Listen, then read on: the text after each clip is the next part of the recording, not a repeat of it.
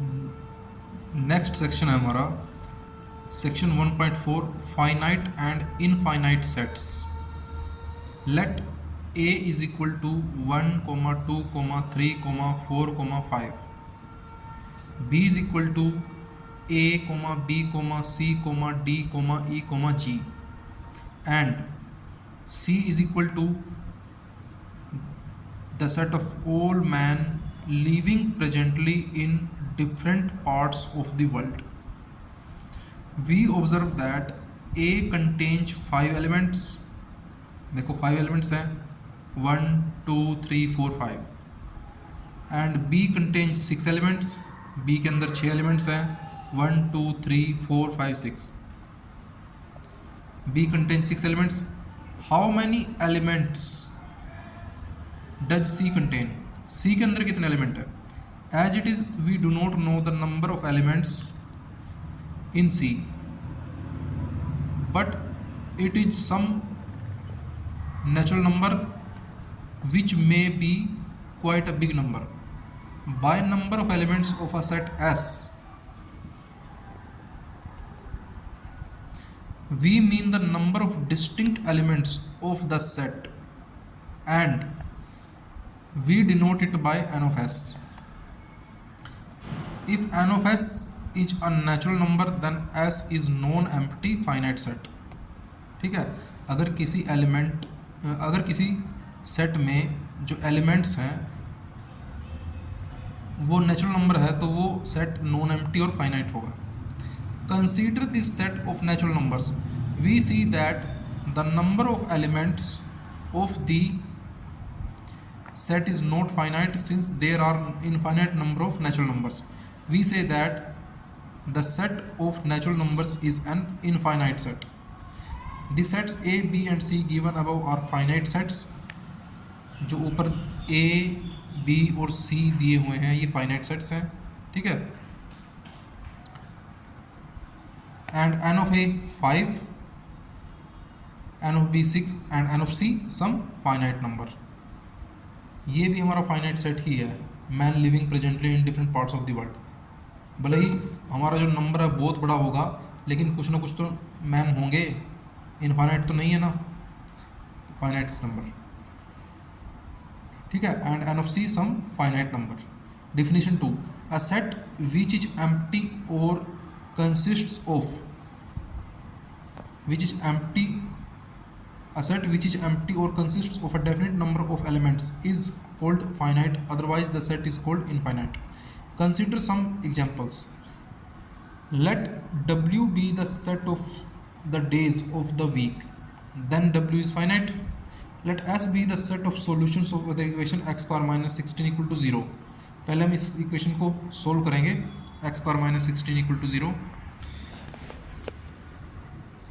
x square minus 16 equal to 0 implies x square equal to 16 implies x equal to plus minus square root 16 equal to plus minus 4 implies x equal to minus 4 and 4।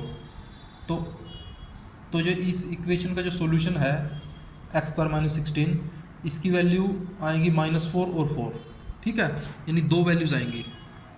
तो यहाँ पे लिखा गया कि solutions of the equation, solution कितने हैं -4 और 4 यानी 2 हैं, यानी एन ऑफ एस हो जाएगा हमारा 2, तो ये क्या फाइनाइट हो जाएगा, then s is finite. Let g be the set of points on a line, एक लाइन पर जो पॉइंट्स हैं उनका सेट है जी, तो कितने पॉइंट्स होते हैं लाइन पर, infinite, then g is infinite. When we represent a set in the roster form we write all the elements of the set within braces. It's not possible to write all the elements of an infinite set within braces because the number of elements of such a set is not finite. So we represent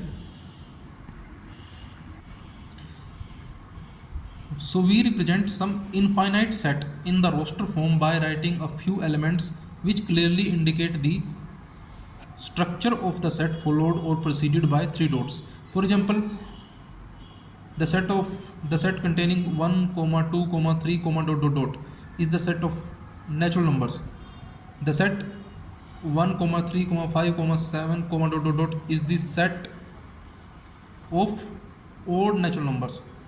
The set dot dot dot comma -3 comma -2 comma -1 comma 0 comma 1 comma 2 comma 3 comma dot dot dot is the set of integers. All these sets are infinite. अब note देखते हैं, note क्या है. All infinite sets cannot be described in the roster form. For example, the set of real numbers cannot be described in this form because the elements of this set do not follow any particular pattern. अब example देखते हैं. Example 6.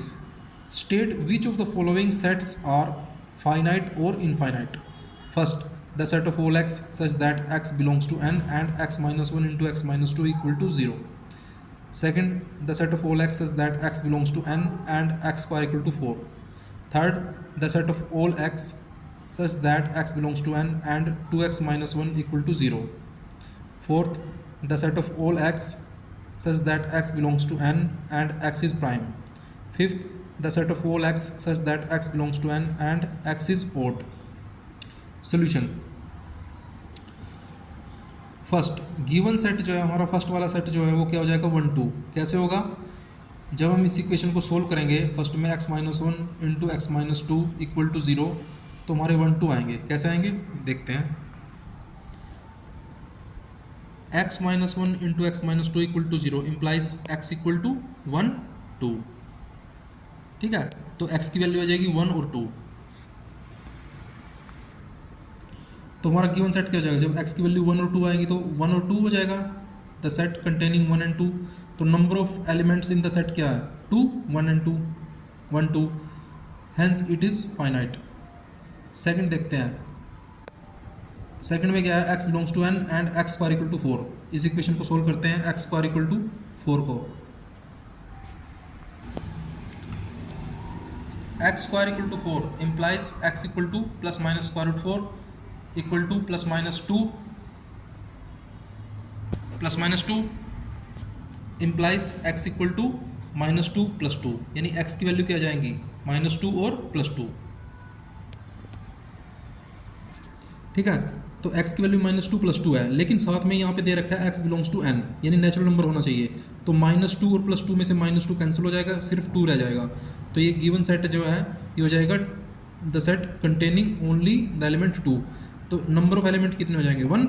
Hence it is finite. Third देखते हैं. x such that x belongs to n and 2x minus 1 equal to 0. इस equation को solve करते हैं.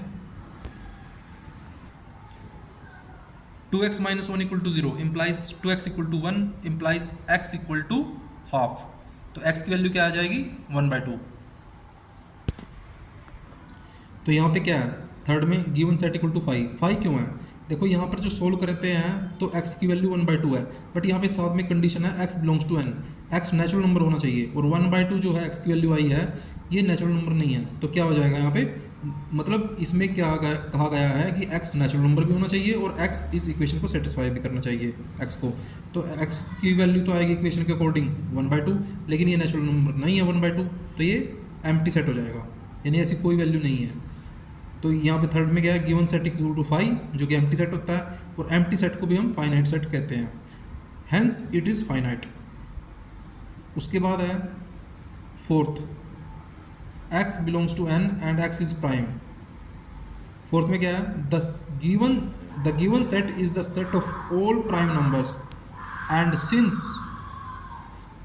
Since set of prime numbers is infinite. Prime number कहते हैं इनफाइनाइट होते हैं, hence the given set is infinite.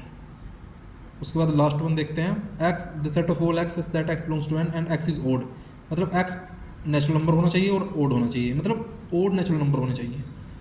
Since there are infinite number of odd numbers, hence the given set is infinite. ठीक है, तो ये लास्ट वाला भी इनफाइनाइट सेट हो जाएगा.